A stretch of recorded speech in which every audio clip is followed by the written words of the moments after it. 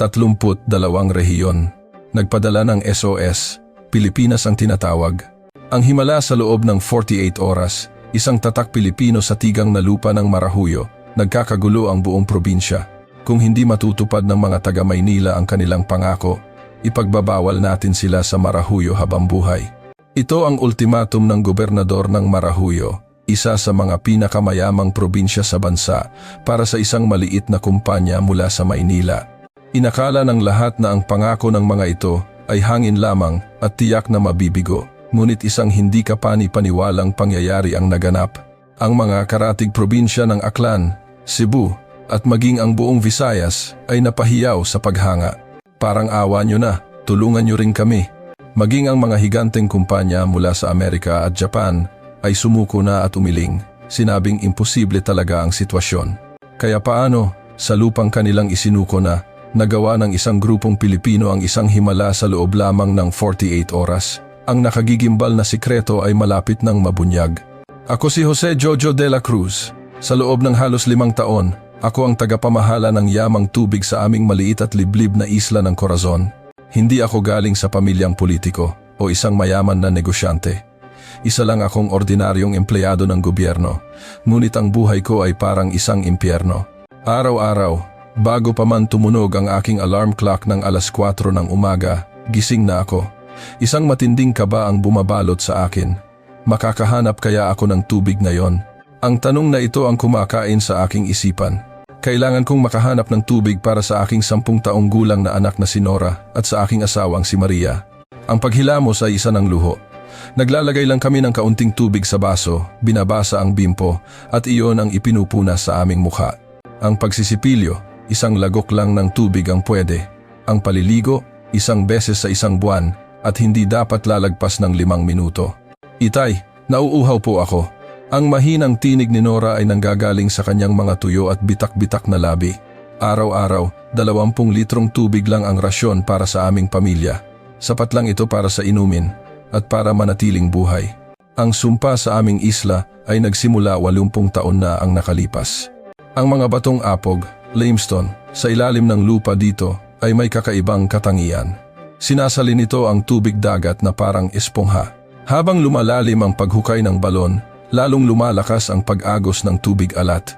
Sabi noong panahon ng lolo ko, may tubig tabang pa raw dito, buntong hininga ng kasamahan kong si Mang Cardo. Naging masyadong sakim ang mga tao noon, sobrang lalim ng hinukay. Ayon, tumagos sa ugat ng tubig dagat. Ngayon, wala nang lunas. Tuwing Martes ang araw ng rasyon ng tubig. Kailangan kong pumila mula alas 3 ng madaling araw. Kahit na ang tubig ay galing pa sa desalination plant ng gobyerno, mayroon pa rin itong alat. Pero kahit ang ganitong tubig ay kulang pa rin. Madalas, napipilitan kaming bumili sa black market sa halagang 50 piso bawat litro. Mas mahal pa ito sa gasolina, reklamo ko. Noong 1 linggo, 40 lang to ah. Mas mahalaga na ang gasolina ngayon, boss. Kibit balikat ng nagtitinda. Kung ayaw mo, huwag kang bumili. Wala kaming pagpipilian. Kalahati ng sahod ko ay napupunta lang sa pagbili ng tubig. Isang hapon, pag-uwi ni Nora mula sa eskwela, bigla siyang bumagsak. Nora, Nora, sigaw ko, pero hindi siya tumutugon. Maputla ang kanyang mukha, nangingitim ang kanyang mga labi. Tumawag ako ng ambulansya, pero inabot ng 40 minuto bago kami makarating sa ospital. Ang oras na iyon ay parang isang siglo. Matinding dehydration. Kailangan siyang sweruhan agad, sabi ng doktor na may seryosong mukha. Hindi lang siya, ngayong araw, mahigit 20 pasyente na ang na-admit dahil sa dehydration. Delikado na talaga ang sitwasyon. Sa silid ng ospital, habang pinagmamasdan si Nora na sinusuweruhan, durog na durog ang puso ko. Dahil lang hindi ko mabigyan ng sapat na disenteng tubig ang aking anak, nagkaganito siya. Jojo, pumasok ang direktor naming si G. Reyes. Umatras na rin ang kumpanyang hapon.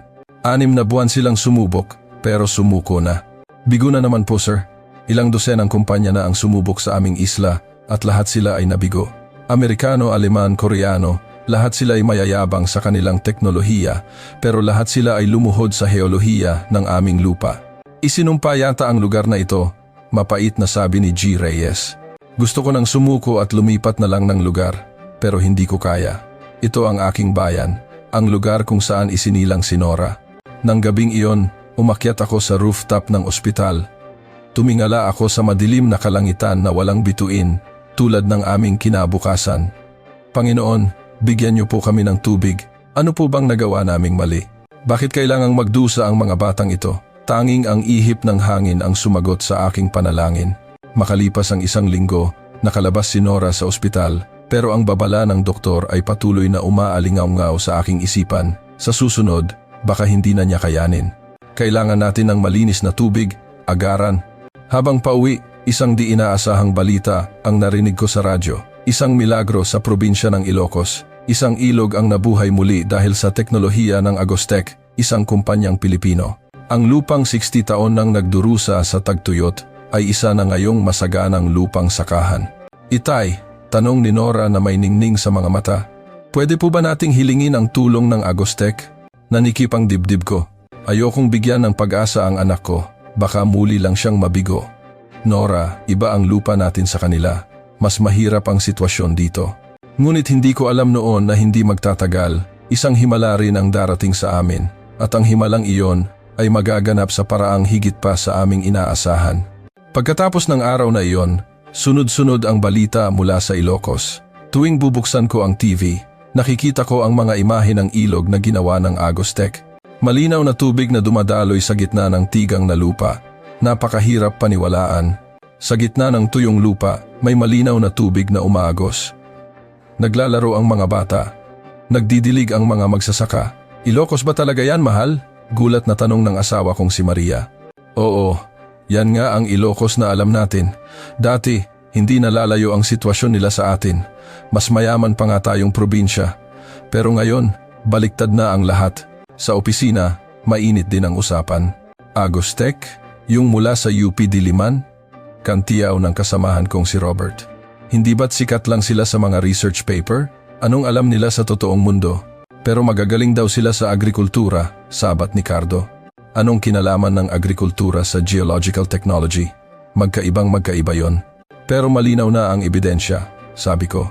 Nakita ko ang opisyal na datos na inilabas ng gobyerno ng Ilocos. 100,000 litro kada araw, 99% desalination rate. Malinaw na nakasulat doon ang pangalan ng Agostec. Ilang araw ang lumipas, ipinatawag ako sa isang mataas na antas na pulong ng Kapitolyo, pinamumunuan mismo ng DENR Secretary. Alam na ninyong lahat ang tagumpay sa Ilocos, seryoso ang mukha ng Secretary. Alam niyo ba kung ano ang sinasabi ng mga tao? Nagtatanong sila, mas mahina ba ang Marahuyo kaysa sa Ilocos? Natahimik ang buong silid. Alam ng lahat ang masakit na katotohanan. Hindi ba't mas mayaman tayo? Bakit hindi natin magawa ang nagawa nila? Walang makasagot. Itinuro ako ng secretary. Jojo, ikaw ang namamahala sa Isla Corazon. Anong sa tingin mo? Secretary, iba po ang heolohiya natin sa Ilocos. Ang ating limestone. Ayoko nang marinig ang mga dahilan. Sigaw ng secretary. 60 taon silang bigo sa Ilocos. Nalutas ng Agostec ang problema. Bakit hindi natin kaya? Habang pauwi, mabigat ang pasan ko. Gusto ng mga nakatataas ng resulta. Umiiyak ang mga mamamayan dahil sa kawalan ng tubig. Nang gabing iyon, habang gumagawa ng takdang aralin si Nora, nagtanong siya, Itay, saan po ba ang Agostec? Inilatag ko ang mapa para sa kanya. Nasa Maynila sila, anak. Malaki po ba yon? Mas malaki sa munisipyo natin. Pero kung ikukumpara sa mga malalaking korporasyon, katamtaman lang. Paano po nagkaroon ng ganoong teknolohiya ang isang ganoong kumpanya? Tinanong ko rin ang sarili ko, ano nga bang espesyal sa kanila? Kinabukasan, isang nakagugulat na balita ang kumalat. Pumunta na raw si Direktor Reyes sa Ilocos, bulong ni Cardo, gusto niyang makita mismo. Nang hapon na iyon, nakausap ko si Direktor Reyes. Komplikado ang kanyang ekspresyon. Jojo, nakita ko na mismo. Totoong isang himala. Ano pong itsura? Hindi ka panipaniwala. Sa tigang na lupa, may totoong ilog na dumadaloy. Naglalangoy ang mga bata, buntong hininga ng direktor. Pero alam mo ba kung ano ang mas nakamamangha? Ano po iyon? 2 linggo lang ang kinailangan ng team ng Agostec para makuha ang unang bugso ng tubig. 2 linggo lang po? Oo. Inabot ng 2 taon ang mga Aleman, 1 taon ang mga Hapon, at pareho silang nabigo. Ipinakita sa akin ng direktor ang isang litrato. Mga inhinyerong Pilipino, kasama ang mga opisyal ng Ilocos. Ito ang team leader, si Dr. Elena Magsaysay. Mukha siyang simple, pangkaraniwan ang pangangatawan. Opo, noong una, minaliit din siya ng mga taga-Ilocos. Pero ngayon, tinitingala na siya na parang bayani. Biglang tumunog ang telepono. Galing sa opisina ng secretary. Jojo, bukas ng umaga, kakausapin ka ng secretary. May mahalagang desisyon. Maghanda ka. Kumabog ang dibdib ko. Hihingin na ba natin ang tulong ng Agostec? Pag-uwi, ibinalita ko sa aking pamilya. Mukhang may mahalagang pulong bukas. Iimbitahan na po ba nila ang Agostec, Itay? Nagliwanag ang mga mata ni Nora. Hindi ko pa alam, anak. Pero sadyang napaka-espesyal ng ating mga bato sa ilalim ng lupa, mas mahirap kaysa sa Ilocos. Malaki ang posibilidad na mabigo. Hinawakan ni Maria ang aking kamay. Pero kailangan nating subukan, hindi ba? Para kay Nora. Hindi ako nakatulog ng gabing iyon. Salita ng pag-asa at takot sa aking isipan. Paano kung mabigo rin ang Agostec? Hindi ba't mawawala na rin ang huling sinag ng pag-asa? Tumingin ako sa labas ng bintana, bilog na bilog ang buwan. Sa Ilocos, pinagmamasdan din nila ang buwang iyon. Pero ngayon, magagawa na nila iyon nang walang pag-aalala sa tubig. Panginoon, bigyan niyo po kami ng isa pang pagkakataon. Taimtim kong dalangin. Kung nagawa ng Ilocos, kailangan din nating magawa. Hindi, tiyak na magagawa. Pinatatag ko ang aking loob. Ngunit isang bahagi sa akin ang nakakaramdam ng kaba, isang malabong kutob kung gaano masusugatan ang aming amor propyo at kung ang amor propyo na iyon ay hahantong sa isang sukdulang pagpili. Kinaumagahan, pagpasok ko sa opisina ng secretary, may nakita akong hindi inaasahan. Hindi lang mga matataas na opisyal ang naroon, kundi pati isang babaeng hindi pamilyar ang mukha.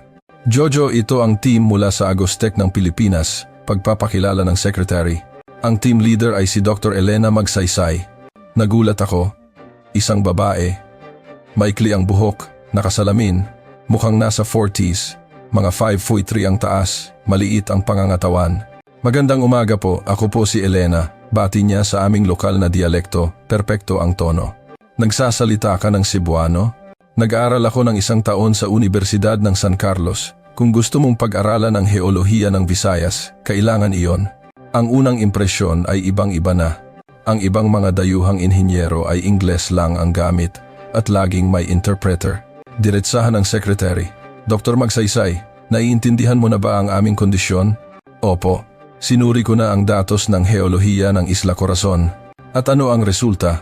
Inilabas ni Dr. Magsaysay ang isang tablet. Sa totoo lang 3 beses itong mas mahirap kaysa sa Ilocos. Masyado nang malalim ang pagpasok ng tubig dagat. Nagsiliparan ang mga mukha ng mga opisyal, kaya susuko ka na? Ngumiti si Dr. Ana.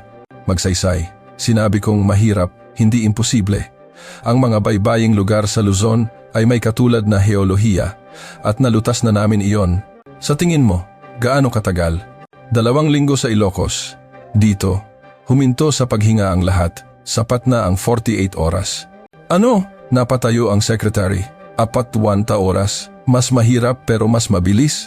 Nakabuo kami ng bagong teknolohiya. Isang sistema na mas mabilis at mas tumpak na sumusubaybay sa mga bitak sa ilalim ng lupa. Isang mataas na opisyal ang ngumisi. Puro salita na naman. Sa simula, lahat sila ganyan kayabang. Kapag nabigo, tatakbo. Kalmadong sumagot si Dr. Magsaysay. Kung gayon, magpustahan tayo. Kung mabigo kami sa loob ng 48 oras, sasagutin namin ang lahat ng gastos at tatanggapin ang pag-blacklist sa lahat ng proyekto ng gobyerno sa loob ng 10 taon. Nagsimulang magbulungan sa silid. Pero kung magtagumpay, hinihiling namin ang isang makatwirang bayad at ang inyong lubos na tiwala at kooperasyon. Ang pagdududa at pakikialam ay pag-aaksaya lang ng oras. Tumingin sa akin ang secretary. Jojo, bilang tagapangasiwa sa lugar, anong sa tingin mo? Sa totoo lang, kinakabahan ako. Masyadong maikli ang 48 oras, pero sa tingin ko, sulit subukan. Sige, pero may kondisyon. Diretsyong tumingin ang secretary kay Dr. Magsaysay. Dapat magtagumpay sa loob ng 48 oras. Kahit 1 minutong pagkaantala, ipapadeport ko kayo palabas ng probinsya. Payag ako, walang pag-aalinlangang sagot ni Dr. Magsaysay. Pagkatapos ng pulong, bumiyahe kami papunta sa site. Sa sasakyan, tinanong ko si Dr. Magsaysay, 48 oras talaga? Posible ba iyon? Jojo, alam mo ba kung ano ang natutunan namin sa Ilocos? Ano po? Ang oras ay hindi idinidikta ng teknolohiya, kundi ng tiwala. Nagtiwala sa amin ang Ilocos, ang Marahuyo kaya. Isang mabigat na tanong iyon. Pagdating sa site, agad nagsimulang magtrabaho ang team ng Agostech. Nang ibaba nila ang kanilang mga kagamitan, mukhang mas marami pa ito kaysa sa ginamit nila sa Ilocos. Ano yan? Tanong ko. Ground penetrating radar. 10 beses na mas tumpak kaysa sa gawa ng Japan. Gawa sa Pilipinas? Siyempre, sarili naming gawa, buong pagmamalaking sabi ng isang miyembro ng team na nagngangalang Miguel. Nang magsimula ang trabaho, nagsilapitan ang mga taga-Nayon. May mga taga-labas na naman. Mga taga-Maynila. Tingnan natin kung gaano sila tatagal. Puno ng pagod at pagkadismaya ang mga mata ng mga tao. Masyado na silang nabigo ng maraming beses. Ngayon, kahit umasa ay hindi na nila magawa. Dumating din si Nora pagkatapos ng klase. Itay, sila po ba ang mga taga-Agostech? Oo anak. Bakit po ang kaunti nila? Ang ibang mga team, 12-dosena. Narinig ni Dr. Magsaysay. Lumapit siya. Hello Iha, anong pangalan mo? Nora po. Ang ganda ng pangalan mo. Nora, hindi ibig sabihin na marami ay magaling na. Ang mahalaga ay ang galing sa paggawa. May kinuha si Dr. Magsaysay sa kanyang bulsa. Pastillas. Tikman mo, galing pa yan sa Bulacan. Salamat po, masayang tinanggap ni Nora. Tita, magkakaroon po ba talaga ng tubig ang aming nayon? Hinaplos ni Dr. Magsaysay ang ulo ni Nora. Maghintay ka ng 48 oras ha. Pangako, gagawin ko ang lahat para makainom ka ng malinis na tubig. Nang marinig ko ang mga salitang iyon, isang mainit na damdamin ang bumalot sa akin, ngunit kasabay nito, puno rin ng kaba. Posible nga ba talaga ang 48 oras? Paglubog ng araw, opisyal na nagsimula ang trabaho. Naghanda ang team ng Agostech na magtrabaho buong gabi. Jojo, pwede mo ba kaming timplahan ng isang takure ng barakong kape? Tanong ni Dr. Magsaysay. Sige po, pero mahal din ang kape dito dahil bihira ang tubig. Alam ko, pero hindi magtatagal, makakainom na tayo hanggang sa gusto natin. Nakakamangha ang kanyang kumpiyansa, wala pa silang nasisimulan, pero sigurado na sila sa tagumpay. Dr. Magsaysay, bakit po 48 oras? Masyadong mapanganib na sugal iyon. Habang sinusuri ang kagamitan, sumagot siya. Jojo, minsan, ang desperasyon ang pinakamahusay na motibasyon. Ang pressure ng 48 oras ay magpapanatili sa amin na nakatuon ng husto. Ang unang gabi ay nagsimula ng ganoon. Tiningnan ko ang orasan, eksaktong 8 ng gabi. Natitira ang eksaktong 48 oras. Ang countdown ng tadhana ay nagsimula na. Lumipas ang unang 12 oras sa pagsusuri. Walang tigil ang paggana ng mga kagamitan ng Agostech. Jojo, halika, tingnan mo to. Mga 3 ng umaga, tinawag ako ng inhinyerong si Miguel. Sa screen, may isang komplikadong chart. Ano yan? Sa ilalim ng lupa, 150 metro. Tingnan mo ang bahaging ito. May isang espesyal na espasyo. Tinitigan ko ang screen. Iba ang kulay nito sa ibang mga bahagi. Posible kayang ugat ng tubig tabang? Hindi pa sigurado, pero may posibilidad. Lumapit si Dr. Magsaysay. Nagtrabaho siya buong gabi pero walang bakas ng pagod. Nahanap na. Tulad ng inaasahan ko. Inaasahan niyo po, ang limestone ng Isla Corazon ay hindi lang isang espongha. Isa itong labirinto, at sa isang lugar sa loob ng labirintong iyon, may isang nakakulong na bulsa ng tubig tabang. Isang nakamamanghang pahayag. Ang hindi namin nalaman sa loob ng maraming dekada, natuklasan nila sa loob lang ng 12 oras. Pero may problema, nag-aalalang sabi ni Miguel. Ang bulsa ng tubig tabang na ito ay ganap na napapalibutan ng tubig dagat. Isang maling galaw lang, maghahalo ang lahat. Tumango si Dr. Magsaysay.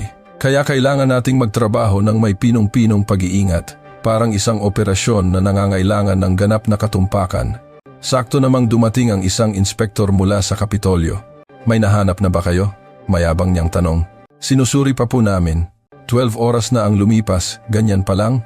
Siguradong bigo na naman to. Ngumisi ang inspektor at umalis. Nanigas ang mga mukha ng mga miyembro ng team. Huwag niyo nang pansinin, sabi ni Dr. Magsaysay. Mag-focus tayo sa ating trabaho. Ang sumunod na 6 na oras ay ginugol sa paggawa ng 3D map. Kailangan nilang maunawaan ng perpekto ang istruktura sa ilalim ng lupa. Ang galing, hindi ko napigilang masabi. Napakadetalyado ng 3D image sa screen. Maging ang maliliit na daloy sa komplikadong mga bato ay nakikita. Jojo, mayroon ka bang mapa ng 80 taon na ang nakalipas? Tanong ni Dr. Magsaysay. Mapa 80 taon na ang nakalipas? Opo, meron po. Nagmamadali akong kinuha ang luma at maalikabok na mapa mula sa bodega. Ikinumpara ni Dr. Magsaysay ang mapa sa 3D image. Tila may natuklasan siya. Nagliwanag ang kanyang mga mata. Tama nga, tingnan mo to. Ano po yan? Oshita, taon na ang nakalipas. Isang oasis ang lugar na ito. Tiyak na may tubig tabang. Pero ngayon, lumubog lang ito sa ilalim ng lupa na may tubig dagat sa ibabaw. Pero sa ilalim, nandoon pa rin ito. Lumipas ang 12 oras, sa wakas ay nagsimula na silang mag-drill. Ngunit muling dumating ang mga opisyal ng gobyerno. Anong ginagawa nyo? Bakit kayo basta-basta nagbubutas? Ito po ay planadong trabaho, kalmadong sagot ni Dr. Magsaysay, ngunit patuloy silang humadlang. Kailangan muna ng permit, itigil ang trabaho. Sabi nyo magtatagumpay kayo sa 48 oras, tapos ngayon kami ang pinapatigil nyo. Iba to, iba yon. Nagsimula ang pagtatalo. Lumilipas ang oras. Nagpasya akong mamagitan. Bilang tagapangasiwa ng site, pinapayagan ko sila. Kung may problema, ako ang mananagot. Jojo, kaya mo bang panagutan yan? Gagawa ako ng kasulatan. Inis na umatras ang mga opisyal. Tiningnan ako ni Dr. Magsaysay na may pasasalamat. Nagsimula muli ang pag-drill. 50 metro, 100 metro. Habang lumalalim, lalong tumitindi ang tensyon. Tigil, may na-detect na moisture sa 120 metro, sigaw ni Miguel. Napigil ng lahat ang kanilang hininga. Kumuha sila ng sample, isang maliit na halaga ng tubig ang iniahon. Personal na sinuri ni Dr. Magsaysay gamit ang 1 metro. Salinity, 0.30%. Maalat pa rin. Kailangan pang mas malalim. Kahit medyo nadismaya, may pag-asa pa rin. Kahit papaano, mas mababa na ang alat kaysa sa tubig dagat. Lumipas ang 24 oras. Eksaktong kalahati ng oras. Wala pa ring malinis na tubig. Nagsimulang magtipon ang mga taga-nayon at magbulungan. Bigo na naman. Sabi ko na nga ba, isinumpa ang lugar na to. Umalingaw-ngaw ang mga negatibong komento. Ngunit ang team ng Agostec ay hindi natinag. Ma'am Ellen, magpahinga po muna kayo, sabi ng isang miyembro. Umiling si Dr. Magsaysay. Ayos lang, wala nang oras. Sakto namang dumating si Nora, may dalang isang bagay. Tita, kain po kayo, gawa ko pong pandesal.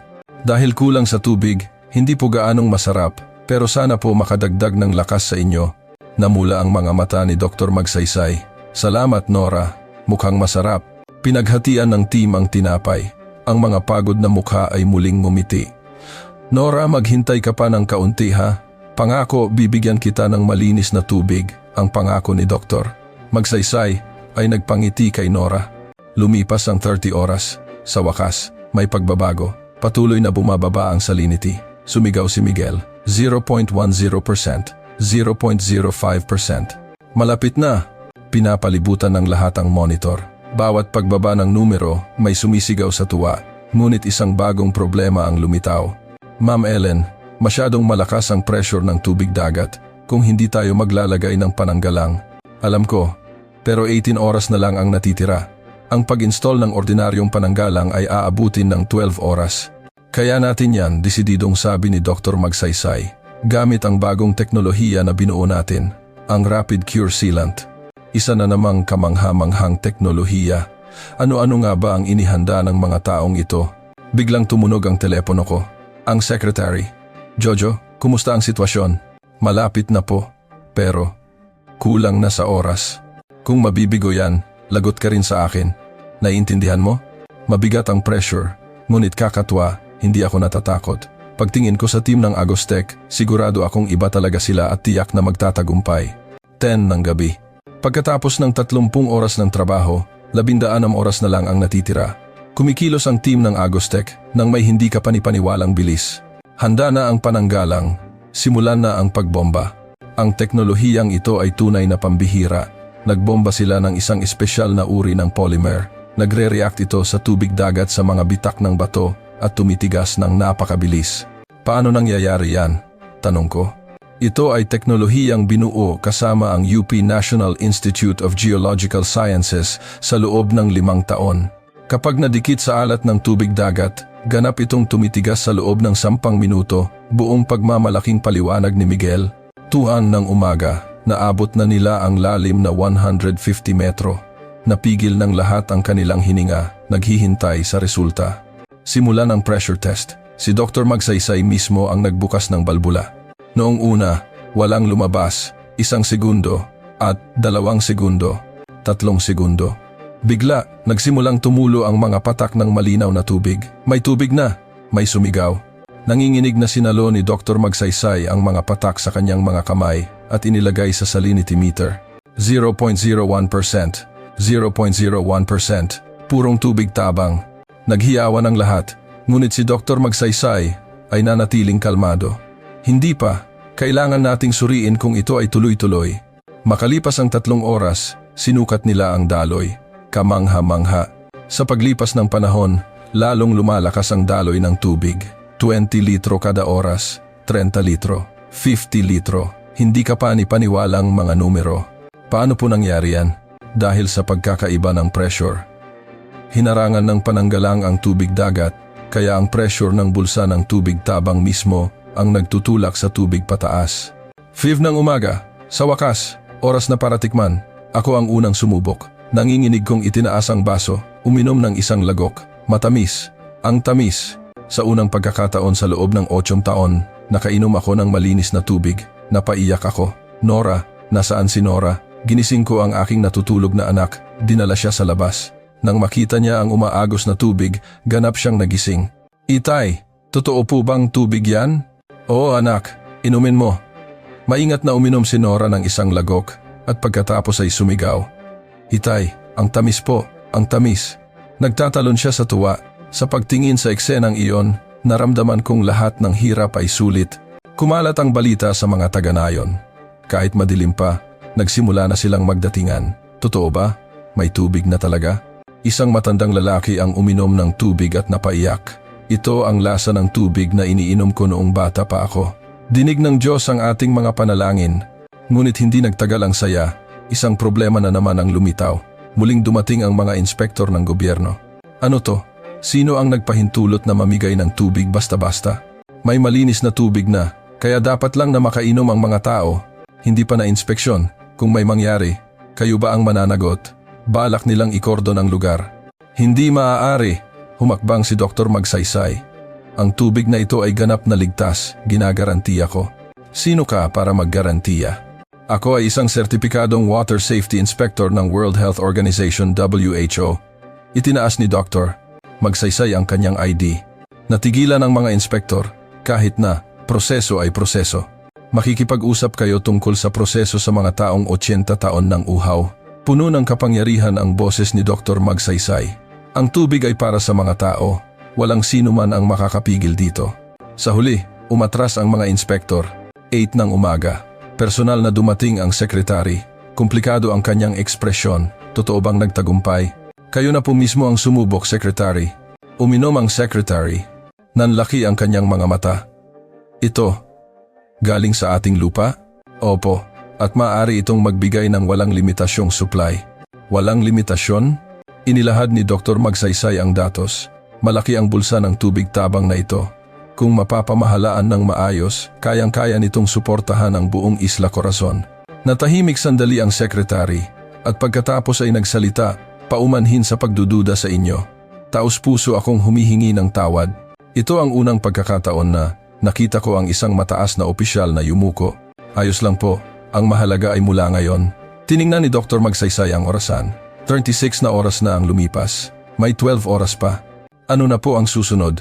Kailangang i-stabilize ang sistema at ihanda para sa pagpapalawak. Tumingin si Dr. Magsaysay kay Nora. Nora, tinupad ko na ang pangako ko ha? Ngayon, makakainom ka na ng malinis na tubig araw-araw. Tumakbo si Nora at niyakap si Dr. Magsaysay. Tita, maraming salamat po. Ang galing-galing ng Agostec. Biglang tumunog ang telepono. Ang asawa ko, Mahal, nakita ko sa balita, may tubig na raw sa isla natin. Totoo ba? Oo, totoo. Hindi na natin kailangang mag-alala sa tubig ngayon. Paano nangyari yon? Napaiyak din ang asawa ko. Tanghali, isang kamangha-manghang bagay ang nangyari. Kusang loob na lumabas ang mga taga-nayon. Tutulong din kami. Hindi pwedeng hayaan nating mag-isa ang mga taga-Agostec. Ang mga kalalakihan ay tumulong magbuhat ng mga kagamitan. Ang mga kababaihan ay naghanda ng pagkain. Ito ay pamana ng aming pamilya, sabi ng isang matandang babae na may dalang 100 taong gulang na banga. Ngayon, gusto ko itong punuin ng tubig. Si Dr. Magsaysay mismo ang nagpuno ng tubig para sa kanya. Lola, mula ngayon araw-araw na po kayong makakainom ng ganitong tubig. Ipinadala kayo ng Diyos. Salamat mga iha. Hapon, isa pang hindi kapani-paniwalang pangyayari ang naganap. Ma'am Ellen, patuloy na tumataas ang daloy ng tubig. Gaano na kalakas?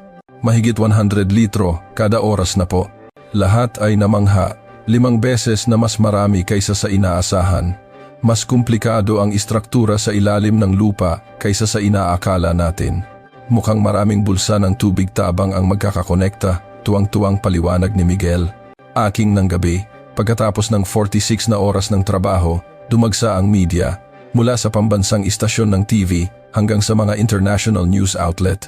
Paano ninyo nagawa ito sa loob ng 48 oras? Mas malala ang kondisyon dito kaysa sa Ilocos, pero mas maikli ang oras. Sumagot si Dr. Magsaysay sa isang panayam. Mahalaga ang teknolohiya, pero mas mahalaga ang tao. Dahil nagtiwala at tumulong ang mga taga-Isla Corazon, nagawa namin ito. Ano po ang plano para sa hinaharap? Gusto naming palawakin ang teknolohiyang ito sa buong Marahuyo para wala nang magdurusa dahil sa kakulangan ng tubig. 8 ng gabi, eksaktong 48 oras. Opisyal na nag-anunsyo ang sekretary. Tinupad ng mga inhinyero ng Agostec ang kanilang pangako.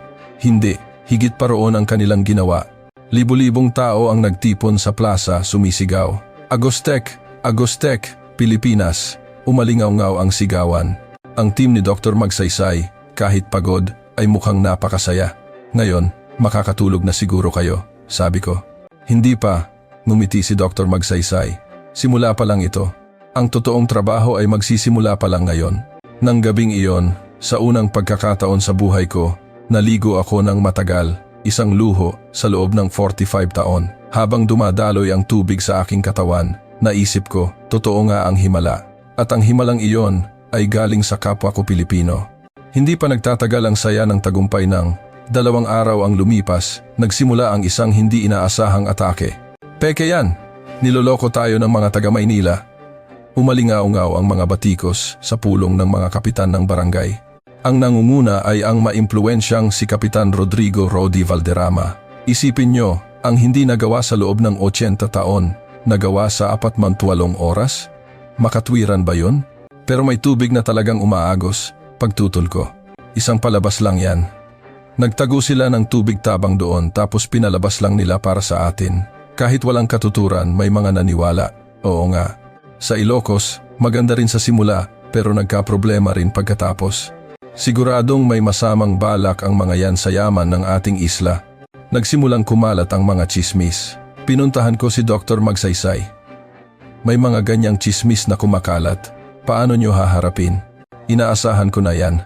Nakakagulat ang kanyang kalmado. Normal lang na matakot sa mga bagong bagay. Pero kung magpapatuloy ito, kung gayon, patunayan natin sa pamamagitan ng datos, ilantad ang lahat ng hayagan.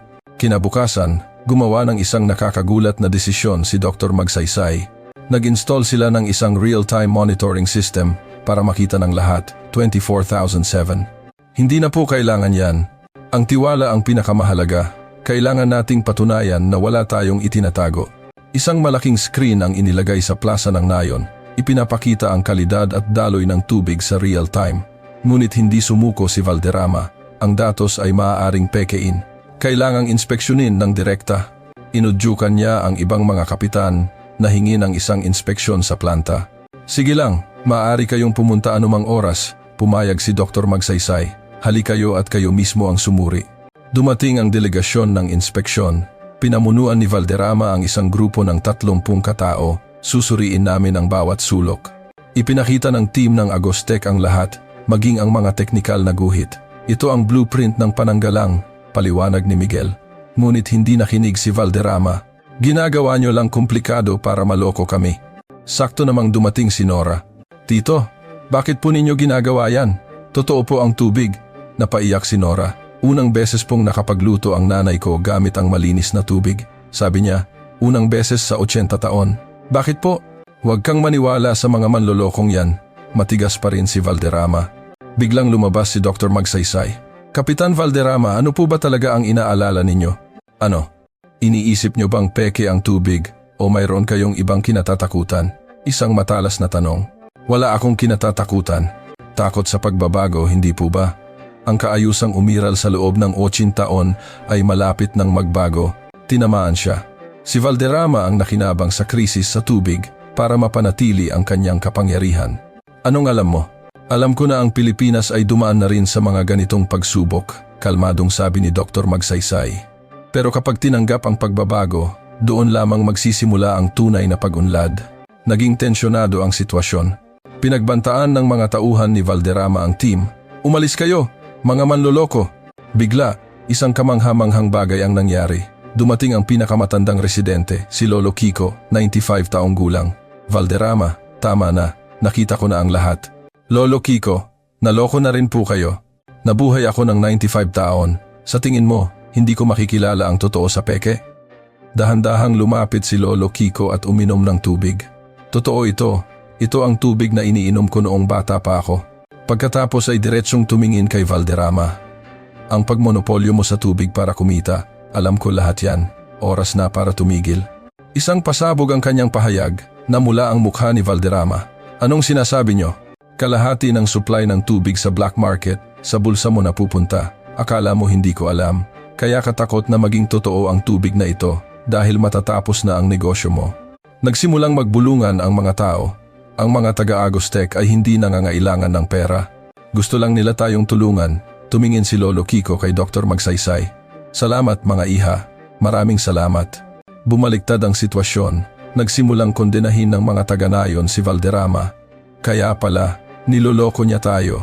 Nagnenegosyo sa luha ng mga tao. Pinalayas si Valderrama at ang kanyang mga tauhan. Nang gabing iyon, nakatanggap ako ng tawag mula sa gobyerno. Jojo, pinapatawag ka ng secretary, agaran. Pagdating sa opisina ng secretary, isang sorpresa ang naganap. May isang espesyal na sugo mula sa Malacanang. Interesado ang Pangulo sa proyektong ito. Ang Pangulo po mismo? Bukas, personal siyang bibisita rito. Isang nakagigimbal na balita. Ang pinuno ng bansa ay darating. Ibinahagi ko ito sa team ng Agostec. Bibigyan kayo ng pinakamataas na parangal. Hating gabi na, sinabi ko kay Dr. Magsaysay ang tungkol sa pagdating ng Pangulo. Isang malaking karangalan po. Hindi ka ba kinakabahan? Bakit po ako kakabahan? Ginawa lang namin ang nararapat. Isang kahanga-hangang tao. Kinaumagahan, isang problema na naman ang lumitaw. Ma'am Ellen, may problema sa sistema. Nagmamadaling tumakbo si Miguel. Anong nangyari? May nanabutahe sa kagamitan kagabi. Tiyak na gawa ito ng mga tauhan ni Valderrama. Parating na ang Pangulo. Paano na to? Kaya bang ayusin? Kailangan ng oras. Nag-mobilize ang buong team ng Agostec. Walang tigil na pagkukumpuni sa loob ng 4 na oras. Saktong-sakto sa pagdating ng Pangulo kasama ang isang malaking delegasyon. Ito ba ang team ng Agostec? Opo, Mr. President. Lumapit ang Pangulo kay Dr. Magsaysay. Narinig kong gumawa ka ng himala sa loob ng 48 oras. Hindi po, Mr. President. Sakto namang natapos ayusin ang sistema. Malakas na bumulwak ang tubig. Perpektong tiempo. Personal na uminom ng tubig ang Pangulo. Napakasarap, tunay na malinis. Pagkatapos ay kinamayan niya si Dr. Magsaysay. Sa ngalan ng mamamayang Pilipino, salamat sa iyong pagtulong. Isang karangalan po, Mr. President. Mula ngayong araw, anunsyo ng Pangulo, idineklara ko ang Agostec bilang National Strategic Partner sa Water Technology ng Republika ng Pilipinas. Isang makasaysayang sandali. Nang gabing iyon, may balitang inaresto si Valderrama dahil sa paninira ng ari-arian. Nagwagi ang hustisya. Jojo, tawag sa akin ni Dr. Magsaysay. Mula bukas, magsisimula ang totoong trabaho. Handa ka na bang baguhin ang buong Marahuyo? Siyempre, sagot ko, puno ng pag-asa. Isang bagong panahon ang tunay na magsisimula. Pagkatapos ng pagbisita ng Pangulo, mabilis na nagbago ang sitwasyon. Nangako ng buong suporta ang gobyerno. Ginamit ang Isla Corazon bilang pilot area at sinimulan ang malawakang pagpapalawak ng proyekto. Ngunit isang linggo pa lang, naharap kami sa isang hindi inaasahang krisis. 3 ng umaga. Isang emergency call ang tumunog. Jojo, lagot na! Nanginginig na boses ni Miguel. Anong nangyari? Nagkaaberya ang kagamitan. Biglang huminto ang main pump. Parang tumigil ang tibok ng puso ko. Kung masisira ang pinakapuso ng sistema, maaaring ganap na matigil ang supply ng tubig. Pagdating ko sa site, mas malala ang sitwasyon. Huminto na ang pag-agos ng tubig. Nagpapanik na ang mga taga-nayon. Anong nangyari? Tanong ko kay Dr. Magsaysay na abala sa pagsusuri. May foreign object sa loob ng pump. Malinaw na may sadyang naglagay. Nangyari na ang pinakamasamang sitwasyon. Paano na to? Kung hindi natin ito maaayos sa loob ng 36 na oras, kailangan nating palitan ang buong sistema. Aabutin iyon ng ilang buwan. 36 na oras. Isa na namang laban sa oras. Anong kailangan nyo? Mga spare parts. At nag-atubili si Dr. Magsaysay, tulong mula sa mga lokal na residente, yung mga marunong sa makina. Ngunit ang mga taga-nayon ay lugmok na sa kawalan ng pag-asa. Bigo na naman. Sa huli, hindi rin pala kinaya. Siguro, isinumpa na talaga ang lugar na to. Tumakbo ako sa covered court ng nayon. Mga kababayan, hindi pa tapos ang laban. Maniwala tayo sa team ng Agostech. Kaya nilang ayusin ito sa 36 oras, pero kailangan nila ang tulong natin. Ano namang magagawa natin? Biglang lumabas si Nora. Tutulong po ako. Hindi pa sumusuko si Tita Ellen para sa atin. Kaya hindi rin tayo dapat sumuko. Ang katapangan ng isang 10 taong gulang na bata ay nagpahiya sa mga matatanda. Oo nga, lumalaban pa ang isang bata, bakit tayo susuko? Subukan natin ulit. Nagsimulang lumitaw ang mga voluntaryo. Nagtulungan ang team ng Agostech at ang mga taga-nayon. May kumukuha ng piyesa, may nag-aabot ng gamit. Kahit magkaiba ang wika, iisa ang tibok ng kanilang mga puso, bayanihan. 12 oras ang lumipas. Unang pagsubok. Ma'am Ellen, mas malala ang sira kaysa sa inaasahan. Kulang ang mga reserbang piyesa. Paano na to? Nag-isip sandali si Dr. Magsaysay at gumawa ng isang nakakagulat na desisyon. Gagawa tayo ng sarili nating piyesa gamit ang mga lokal na materyales. Lokal na materyales? Pwede ba yon? Industrialisadong bansa rin ang Pilipinas. Siguradong may magagamit tayo. Isang residente ang lumapit. May talyer ako. Sabihin nyo lang ang kailangan. 30 taon na akong nag-aayos ng makina. Baka makatulong ako. Kamangha-mangha. Napakahusay ng mga lokal na tekniko. Nagtulungan sila ng team ng Agostech at mabilis na nakagawa ng mga kinakailangang piyesa. 20 oras ang lumipas. May natuklasan si Dr. Magsaysay. Ito na. Ito ang sanhi ng problema.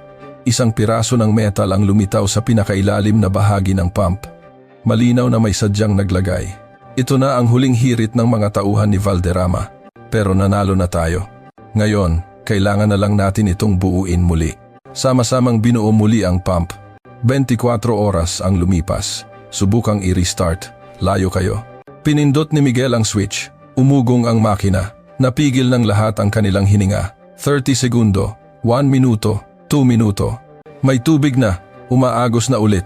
Bumulwak ang tubig ng mas malakas pa kaysa dati. Tagumpay. Naghiyawan ang lahat. Nagyakapan. Nagiyakan. Nagtawanan. Ang pagkumpuning ito ay nagpalakas palalo sa sistema. Tuwang-tuwang paliwanag ni Miguel. Kayang makagawa ng mahigit 200,000 litro sa isang araw. Isang hindi kapanipaniwalang resulta. 30 oras ang lumipas. Dumating ang delegasyon ng gobyerno. Malinaw ang ebidensya ng pananabotahe. Kailangang mahuli ang may sala. Pero mas mahalaga, sabi ni Dr. Magsaysay, pinatunayan nito na kung magtutulungan ang Maynila at ang probinsya, malalampasan natin ang anumang krisis. Tumango ang pinuno ng delegasyon. Tama. Ngayon, mas agresibo naming isusulong ang pagpapalawak ng proyekto sa buong bansa. Nang gabing iyon, nagkaroon ng malaking handaan ang nayon. Nagawa natin! Mabuhay ang pagkakaisang Pilipino, sabi ni Lolo Kiko. Ngayong araw, natuto tayo ng isa pang aral. Ang krisis ay lumilikha ng mas matibay na pagkakaisa. Kinabukasan, isang nakakagulat na balita ang inihayag. Itatatag ng gobyerno ang Philippine Marahuyo Joint Technology Research Institute dito mismo sa Isla Corazon. Nagbunyi ang buong nayon. Kung may research institute, may trabaho, babalik na ang mga kabataan. Sinabi sa akin ni Dr. Magsaysay, Jojo, gusto mo bang tanggapin ang posisyon bilang Deputy Director?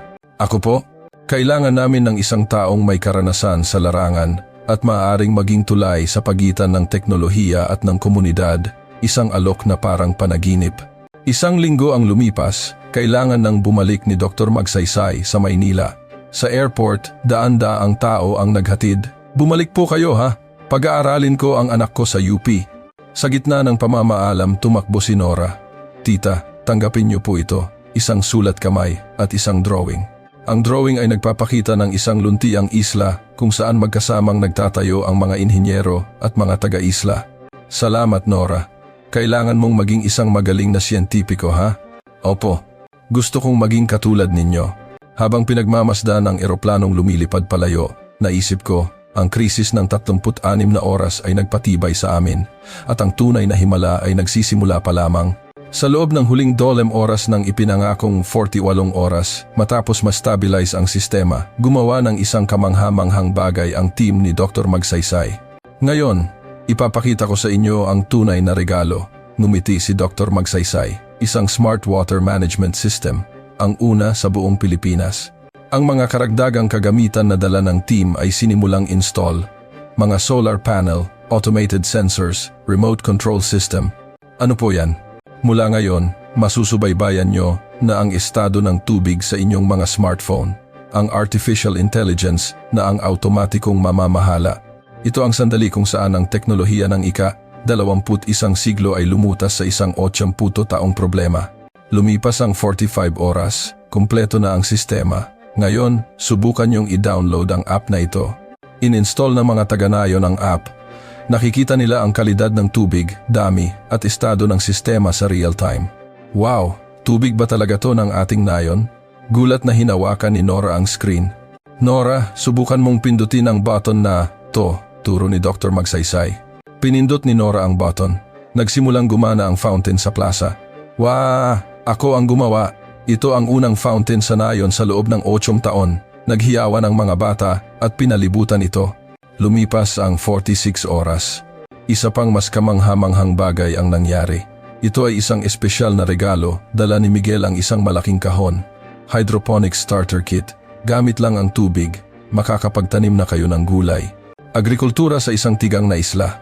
Isang bagay na hindi namin pinangarap. Kamatis, litsugas, pipino. Magdagdag lang ng kaunting nutrient solution sa tubig, maghasik ng buto. 2 linggo, tutubo na. 2 buwan, may ani na. Nagliwanag ang mga mata ng mga taga-nayon. Makakakain na kami ng gulay na kami mismo ang nagtanim? Siyempre, mula ngayon, ang Marahuyo ay maaari na ring maging isang agricultural province. Lumipas ang 47 oras. Inihanda ang huling kaganapan. Hawak ni Dr. Magsaysay ang mikropono. Ngayon, sama-sama nating saksihan ang isang makasaysayang sandali. Isang malaking screen ang umilaw. Ipinapakita ang mapa ng Marahuyo. Gamit ang sistemang aming binuo, gagawa kami ng isang simulation. Nagsimulang lumitaw ang mga berdeng tuldok sa mapa. Bawat tuldok ay isang lugar na maaaring mabigyan ng tubig. 1 taon, 50 lokasyon, 3 taon, napuno ng berde ang screen. Ang buong probinsya ng Marahuyo ay magkakaroon ng malinis na tubig. Halos mapigil ko ang aking hininga. Ang inakala kong imposible ay nagkakatotoo sa harap ng aking mga mata. Bigla, may isang emergency call mula sa Malacanang. Jojo, gustong mag-video call ng Pangulo. Lumitaw ang Pangulo sa malaking screen. Aking mga kababayan at sa delegasyong teknikal mula sa Agostec, makinig kayo. 48 oras ang nakalipas, puno tayo ng pag-aalinlangan. Ngunit ngayon, nasaksihan natin ang isang himala. Puno ng emosyon ang kanyang boses. Mula ngayong araw, nagpasya akong itatag ang Philippine National Water Technology Research Institute at inaanyayahan ko si Dr. Elena Magsaysay bilang unang tagapayo nito. Nagulat si Dr. Magsaysay. Mahal na Pangulo, kailangan ka ng Pilipinas. Sana'y samahan mo kami. Sumigaw ang mga taga-nayon. Pumayag na po kayo. Manatili po kayo sa amin. Naluha si Dr. Magsaysay at tumango. Isang malaking karangalan po. 45:45. Huling 15 minuto, naghanda si Dr. Magsaysay ng isang maliit na seremonya. Ilalagay natin ang bote ng tubig na ito sa isang time capsule. Nakasulat sa bote ang petsa ngayon. 10 taon mula ngayon, bubuksan natin ito at titingnan kung gaano na tayo umunlad. Nagtaas ng kamay si Nora. May gusto rin po akong ilagay. Inilabas niya ang isang liham para sa kanyang sarili sa hinaharap, nangangakong magiging isang water scientist. Ang iba pang residente ay nagdala rin ng mga memorabilia, isang dakot ng tuyong lupa, isang lumang banga, at mga mensahe ng pag-asa. Eksakto sa ika-48 oras, ibinaon nila ang time capsule. 10 taon mula ngayon, ano na kaya ang itsura ng lugar na ito? Tanong ni Dr. Magsaysay. Magiging lunti ang mga bukirin at mga lawa, mga parke, sabi ng mga tao, Pinag-uusapan ang mga pangarap na tila hindi na malayo. Nang gabing iyon, isang malaking pista ang idinaos. I-broadcast ng live ng National TV ang alamat ng 48 oras na himala na binuo ng mga Pilipino. Napansin ng buong mundo, mahalaga ang teknolohiya pero pinakamahalaga ang tiwala ng tao, sagot ni Dr. Magsaysay sa isang panayam. Dahil nagtiwala sa amin ang mga kababayan natin, nagtagumpay kami. Ano po ang plano sa hinaharap? Gagawin naming sentro ng teknolohiya ng tubig sa Timog Silangang Asya ang Pilipinas.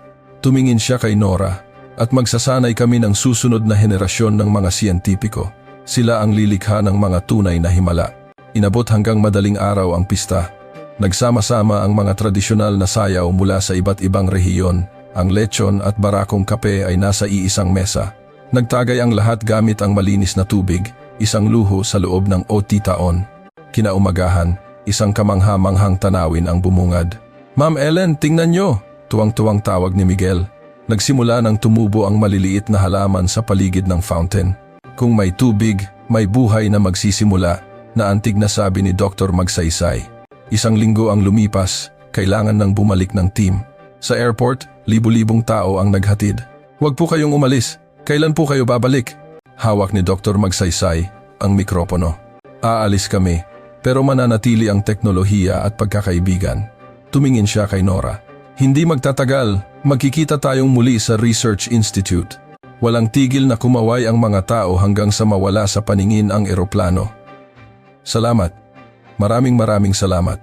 Pagkatapos ng araw na iyon, ganap na nagbago ang Isla Corazon. 150,000 litro ng malinis na tubig ang dumadaloy araw-araw. Naitayo ang mga hydroponic farm. Naglalaro ang mga bata sa tubig. Ngunit ang pinakamalaking pagbabago ay nasa puso ng mga tao. Natutunan nilang walang imposible at ang lakas ng pagkakaisa ay totoo. Ang 48 oras na himala ay naging isang walang hanggang pamana. 6 na buwan makalipas. Bawat umaga ko ay nagsisimula sa pagtingin sa isang hindi ka panipaniwalang tanawin. Ang Isla Corazon mula sa aking bintana ay hindi na isang tigang na lupa, luntian na saan man. Ang tawanan ng mga bata ay walang tigil. "Itay, may hydroponics practicum po kami sa school ngayon." Masiglang tumakbo si Nora, suot ang kanyang backpack. Ang batang bumagsak dahil sa dehydration 6 na buwan na ang nakalipas ay malusog at masigla na ngayon. Nagbago rin ang paaralan.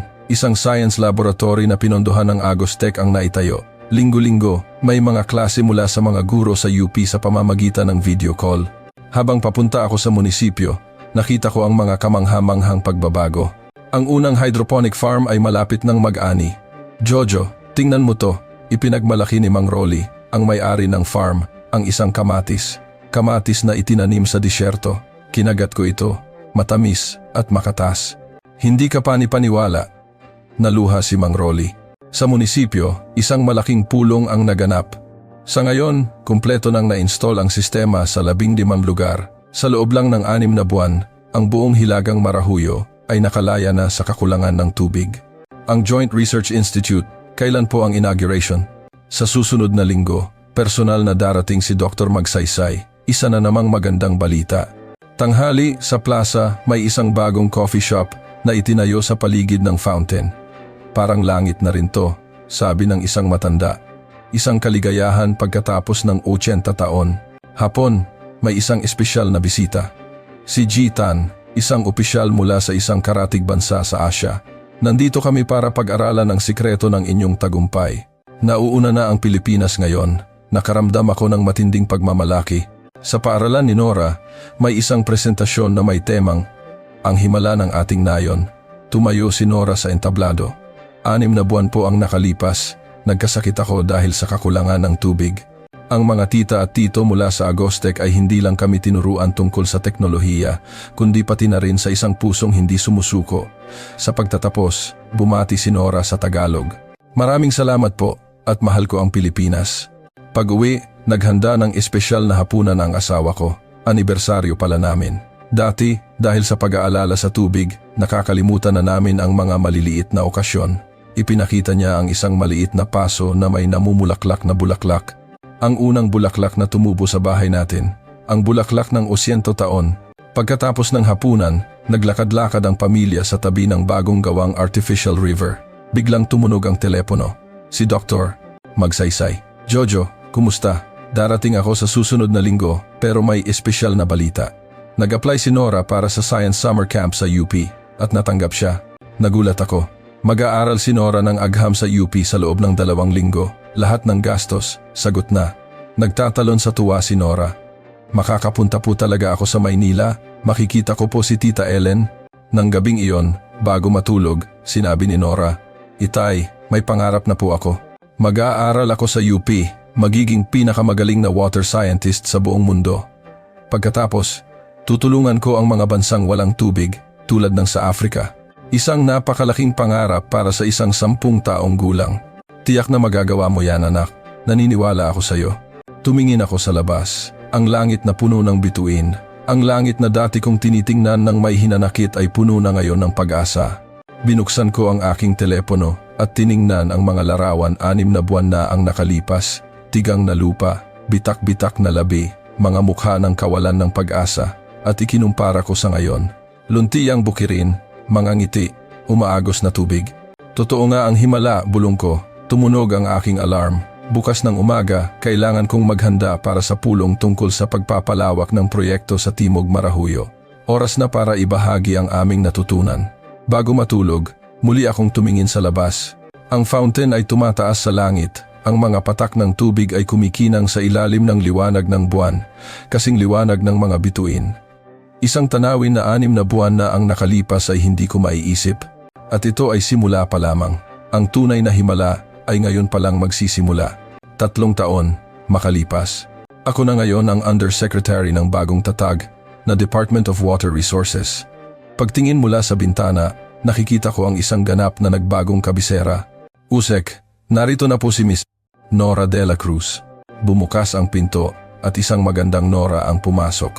Ang 13 taong gulang na batang babae ay kadarating lang mula sa isang exchange program sa Philippine Science High School. Hello po, Usek Jojo. Mapaglarong bati ni Nora. Kumusta ang Pisay? Napakasaya po. Tingnan niyo po ang award ko. Ipinakita ni Nora ang unang gantimpala sa National Science and Technology Fair para sa kanyang water filtration technology. Gulat po ang mga judge na isang high school student ang nakaisip nito. Ipinagmamalaki kita. At heto po, recommendation letter mula sa school. Gusto ko pong doon na ituloy ang high school.